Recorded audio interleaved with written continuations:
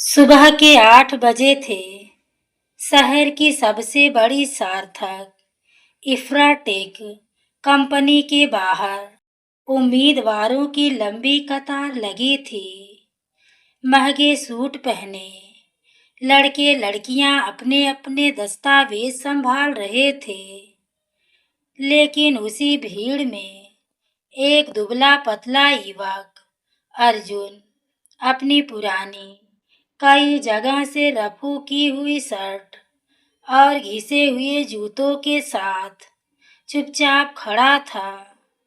उसके हाथ में एक पुरानी फाइल थी जिसे उसने इस तरह पकड़ रखा था मानो वही उसकी पूरी दुनिया हो। अर्जुन ने फाइल पर हाथ फेरते हुए धीरे से कहा, माँ, आपने कहा था कि मेहनत कभी खाली नहीं जाती। अगर आज यह नौकरी मिल गई तो सबसे पहले आपकी दवाइयाँ खरीदूंगा, फिर हमारी टूटी हुई छत भी बनवाऊंगा। इतने में पीछे खड़े एक युवक ने हंसते हुए कहा, भाई, यहाँ डिग्री से ज्यादा कपड़े देखे जाते हैं। तुम्हें देखकर तो लग रहा है कि सिक्योरिटी वाले ही बाहर कर देंगे। अर्जुन मुस्कुराया, गरीबी कपड़ों में होती है साहब, इरादों में नहीं। मैं कोशिश किए बिना हार मानना नहीं जानता। सिक्योरिटी गार्ड ने उसका कॉल लेटर देखा और सम्मान से बोला, बेटा, तुम्हारा इंटरव्यू ऊपर तीसरी मंजिल पर है। घबराना मत, पूरी ईमानदारी से जवाब देना। अर्जुन ने दोनों हाथ जोड़कर कहा, धन्यवाद अंकल। बस भगवान से यही प्रार्थना है कि मेरी मेहनत रंग ले आए। कुछ ही देर बाद रिसेप्शन पर बैठी समीरा ने उसका नाम पुकारा। अर्जुन कुमार जी, मैं ही हूँ। समीरा ने उसकी फाइल देखकर कहा, आज आपका इंटरव्यू कंपनी की मैनेजिंग डायरेक्टर काव्या मल्होत्रा खुद लेंगी। ऐसा बहुत कम होता है, इसलिए आत्मविश्वास बनाए रखिए। अर्जुन के चेहरे पर घबराहट साफ दिखाई देने लगी। मैडम, अगर मुझसे कोई गलती हो गई हो तो? समीरा मुस्कुराकर बोली, सच बोलने वाला कभी गलत नहीं होता। जाइए, मैडम आपका इंतजार कर रही हैं। अर्जुन ने कांपते हाथों से केबिन का दरवाजा खटखटाया। मे आई कम इन मैडम? अंदर से गंभीर आवाज आई, यस कम इन। जैसे ही अर्जुन ने दरवाजा खोला और सामने खड़ी महिला ने उसकी ओर नजर उठाई, उनके चेहरे का रंग एक पल में बदल गया। हाथ में पकड़ी फाइल जमीन पर गिर गई। आंखें आंसुओं से भर आई और कांपती ही आवाज में उनके होठों से केवल एक ही शब्द निकला, ना, ना, नहीं, यह कैसे हो सकता है? पूरा कमरा सन्नाटे में डूब गया। अर्जुन कुछ समझ ही नहीं पाया कि उसे देखते ही इंटरव्यू लेने वाली महिला आखिर रो क्यों पड़ी। कुछ क्षण बाद कमरे में गहरा सन्नाटा छाया रहा। अर्जुन समझ नहीं पा रहा था कि सामने बैठी कंपनी की मालकिन उसे देखकर अचानक क्यों रो पड़ी। उसने झिझकते हुए धीरे से कहा, मैडम, अगर मुझसे कोई गलती हो गई हो तो मुझे माफ कर दीजिए। मैं पहली बार किसी इतनी बड़ी कंपनी में इंटरव्यू देने आया हूँ। काव्या ने जल्दी से अपने आंसू पोंछे, खुद को संभाला और कुर्सी पर बैठते हुए बोली, नहीं बेटा, तुम्हारी कोई गलती नहीं है। बस तुम्हारा चेहरा देखकर मुझे 20 साल पुरानी एक ऐसी याद लौट आई जिसे मैं लाख कोशिश करके भी कभी भूल नहीं सकी। अर्जुन ने हैरानी से पूछा, लेकिन मैडम, मैं तो आपको पहली बार देख रहा हूँ। काव्या उसकी आंखों में देखते हुए बोली, हाँ, तुम मुझे पहली बार देख रहे हो, लेकिन तुम्हारा चेहरा, तुम्हारी आंखें, तुम्हारी आवाज सब किसी अपने ही याद दिला रहे हैं। या कहते कहते उनकी आवाज फिर से भर्रा गई। उन्होंने इंटरव्यू की फाइल खोली और पूछा, तुम्हारा पूरा नाम? अर्जुन ने शांत स्वर में उत्तर दिया, अर्जुन कुमार। काव्या ने अगला सवाल किया, तुम्हारे पिता क्या करते हैं? अर्जुन की आंखें झुक गई। उसने धीरे स्वर में कहा, मैडम, मैंने अपने पिता को कभी नहीं देखा। माँ कहती है कि मेरे जन्म से पहले ही उनका निधन हो गया था। उन्होंने ही मुझे पाल पोस कर बड़ा किया है। यह सुनते ही काव्या का दिल जैसे जोर से धड़क उठा। उन्होंने तुरंत दूसरा प्रश्न किया, तुम्हारी माँ का नाम? अर्जुन बोला, सरोज देवी। वह गांव में लोगों के घरों में सिलाई करके किसी तरह घर चलाती हैं। मेरी पढ़ाई भी उन्होंने अपने गहने बेचकर पूरी कराई है। काव्या ने धीरे से आंखें बंद कर ली। उनके मन में वर्षों पुरानी यादें बिजली की तरह कौंधने लगी। उन्होंने मन ही मन कहा, क्या यह वही सरोज हो सकती है जिसने मेरी जिंदगी बचाने के लिए सब कुछ दांव पर लगा दिया था? अर्जुन कुछ समझ नहीं पा रहा था। उसने विनम्रता से कहा, मैडम, अगर आप चाहे तो पहले मेरा इंटरव्यू ले लीजिए। मुझे नौकरी की बहुत ज़रूरत है। मेरी माँ की तबीयत कई महीनों से खराब है और घर में कमाने वाला कोई नहीं है। अर्जुन की बात सुनकर काव्या की आंखों से फिर आंसू बह निकले। उन्होंने धीरे से कहा, अर्जुन, शायद तुम्हें अंदाजा भी नहीं है कि आज तुम्हारे इस कमरे में आने से मेरी जिंदगी का सबसे बड़ा अधूरा अध्याय फिर से खुल जाएगा। लेकिन सच जानने से पहले मुझे तुम्हारी माँ से मिलना होगा। अर्जुन चौंक गया। उसके मन में एक ही सवाल गूंज रहा था, आखिर उसकी साधारण माँ इस करोड़ों की कंपनी की मालकिन से क्या रिश्ता हो सकता है? यही सवाल उसके दिल की धड़कनें तेज कर रहा था। अर्जुन कुछ पल तक चुपचाप काव्या की ओर देखता रहा। उसके मन में अनगिनत सवाल उठ रहे थे।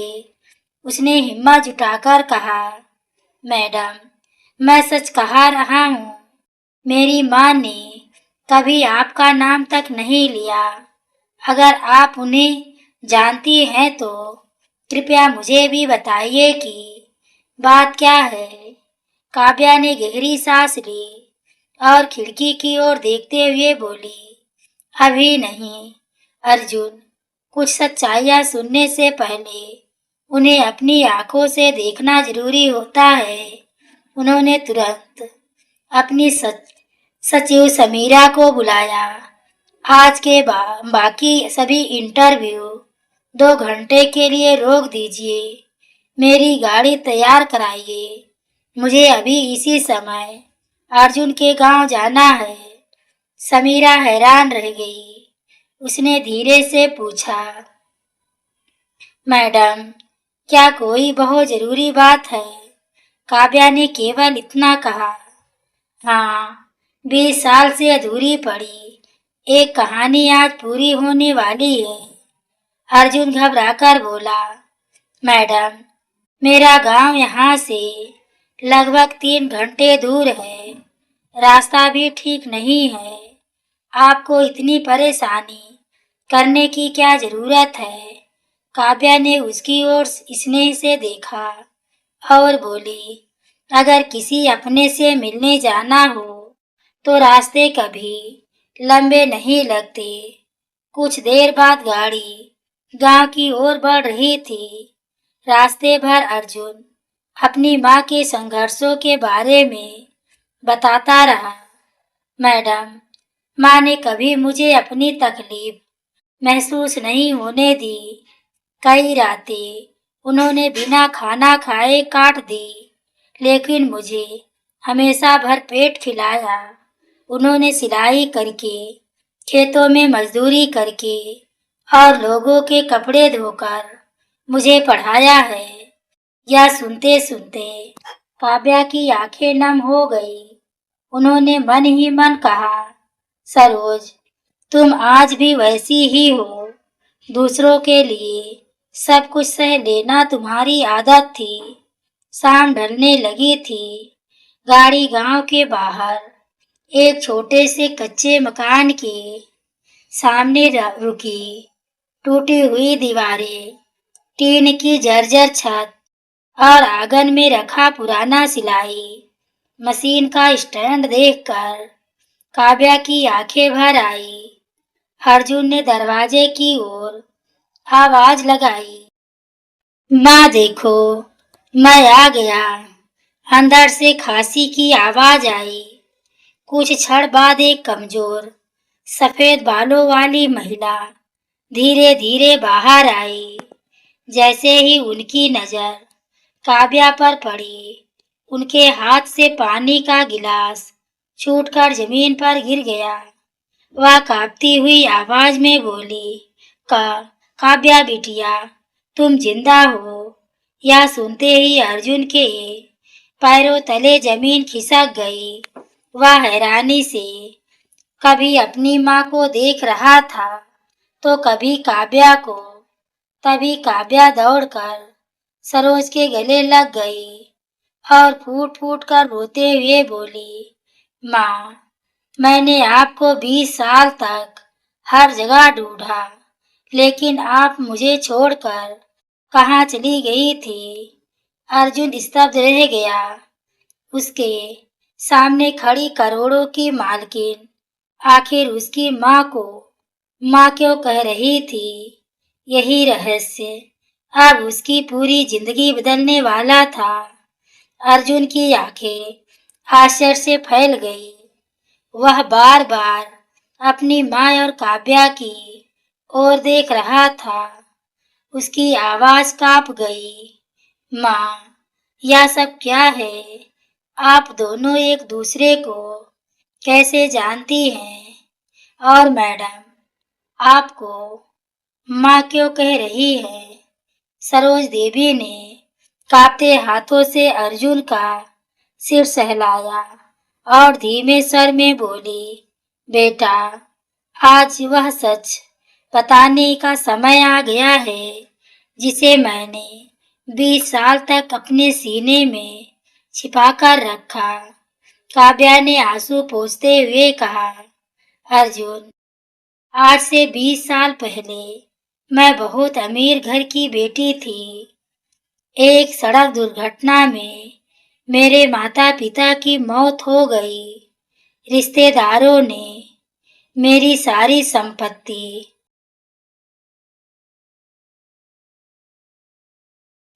हड़पने की कोशिश की। उस समय मैं बुरी तरह घायल थी और कोई मेरी मदद करने वाला नहीं था। सरोज ने बात आगे बढ़ाई, उसी दिन मुझे यह बच्ची सड़क किनारे बेहोश मिली। मैं इसे अपने घर ले आई। कई दिनों तक इसकी सेवा की, दवाइयाँ दिलाई और अपनी बेटी की तरह इसकी देखभाल की। अर्जुन ध्यान से सुन रहा था। सरोज की आंखों से आंसू बह रहे थे। बेटा, उस समय हमारे पास खाने के लिए भी पैसे नहीं थे। फिर भी मैंने तेरी पढ़ाई के लिए जो थोड़े बहुत गहने बचा कर रखे थे, उनमें से कुछ बेचकर काव्या का इलाज कराया। मुझे लगा अगर इसकी जान बच गई तो भगवान मेरा भी भला करेंगे। काव्या रोते हुए बोली, अगर उस दिन सरोज माँ मुझे अपने घर ना लाती तो शायद मैं आज जिंदा भी नहीं होती। जब मैं ठीक हुई तब मुझे मेरे परिवार के एक पुराने वकील मिल गए।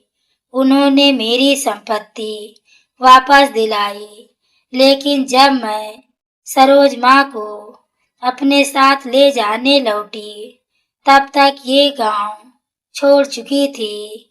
मैंने वर्षों तक इन्हें हर शहर, हर गांव में ढूंढा, लेकिन इनका कोई पता नहीं चला। अर्जुन ने हैरानी से पूछा, माँ, आपने मुझे यह बात कभी क्यों नहीं बताई? सरोज ने मुस्कुराने की कोशिश की, क्योंकि बेटा, मैंने जो किया था वह किसी एहसान के लिए नहीं किया था। इंसानियत का काम बताकर नहीं किया जाता। अगर मैं तुझे यह सब बता देती तो शायद तेरे मन में भी किसी बदले की उम्मीद पैदा हो जाती। मैं चाहती थी कि तू अपने दम पर आगे बढ़े। काव्या ने अर्जुन का हाथ अपने हाथ में लिया और भावुक होकर बोली, आज समझ में आया कि इतना संस्कारी और मेहनती बेटा आखिर किस माँ ने पाला है। अर्जुन, तुम नौकरी मांगने नहीं आए थे, बल्कि मुझे मेरी खोई हुई माँ वापस दिलाने आए हो।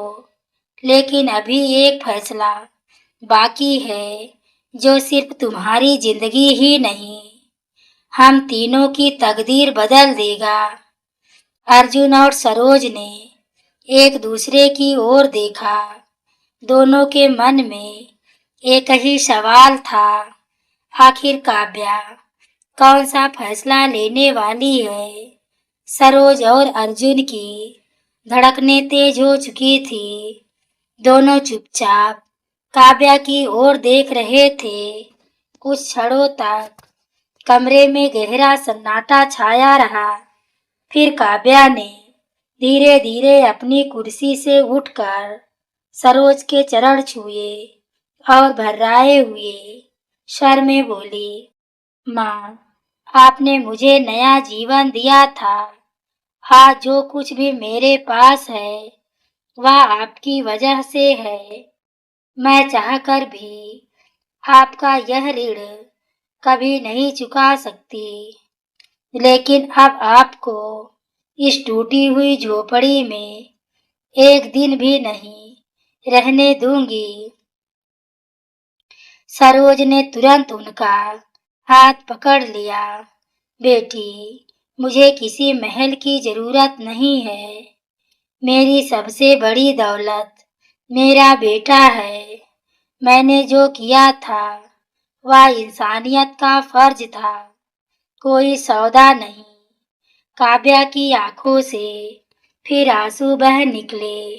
यही तो आपकी महानता है माँ, जिसने बिना किसी स्वार्थ के मेरी जान बचाई। वही आज भी बदले में कुछ नहीं मांग रही। काव्या अर्जुन की ओर मुड़ी और मुस्कुराते हुए बोली, अर्जुन, तुम्हारा इंटरव्यू अब खत्म हो चुका है। यह सुनते ही अर्जुन का चेहरा उतर गया। उसने धीमे स्वर में कहा, कोई बात नहीं मैडम, शायद मेरी किस्मत में यह नौकरी नहीं थी। मैं फिर कोशिश करूंगा। काव्या ने मुस्कुराते हुए उसका हाथ थाम लिया। तुमने मेरी बात पूरी नहीं सुनी। इंटरव्यू इसलिए खत्म हुआ क्योंकि अब उसकी जरूरत ही नहीं रही। जिस बेटे को सरोज माँ ने ईमानदारी, मेहनत और संस्कार दिए हैं, उसकी योग्यता किसी कागज से साबित नहीं होती। आज से तुम इस कंपनी में प्रोजेक्ट मैनेजर के पद पर नियुक्त हो। अर्जुन की आंखों से आंसू छलक पड़े। मैडम, क्या मैं सच सुन रहा हूँ? काव्या ने कहा, यह नौकरी दया नहीं, तुम्हारी मेहनत और तुम्हारे चरित्र का सम्मान है। तुम्हारी डिग्री, तुम्हारे उत्तर और तुम्हारा संघर्ष तीनों ने साबित कर दिया कि तुम इस पद के योग्य हो। इसके बाद काव्या ने कंपनी के अधिकारियों के सामने सरोज का परिचय कराते हुए कहा, आज से ये सिर्फ मेरी माँ ही नहीं, इस कंपनी की सबसे सम्मानित सदस्य है। जिस महिला ने मुझे जीवन दिया, उनका सम्मान करना हम सबका कर्तव्य है। पूरा हॉल तालियों की गड़गड़ाहट से गूंज उठा। कई कर्मचारियों की आंखें भी नम हो गई।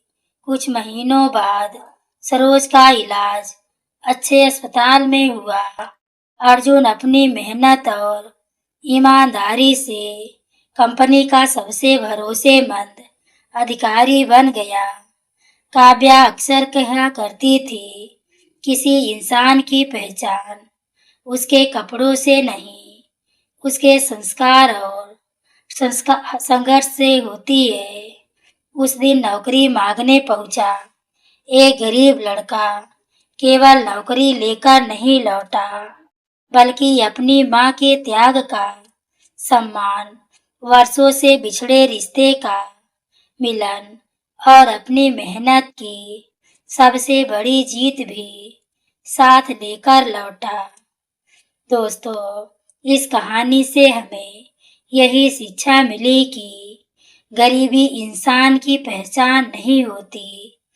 सच्चे संस्कार, निस्वार्थ सेवा और ईमानदारी मेहनत एक दिन ऐसा सम्मान दिलाते हैं जिसकी कल्पना भी नहीं की जा सकती।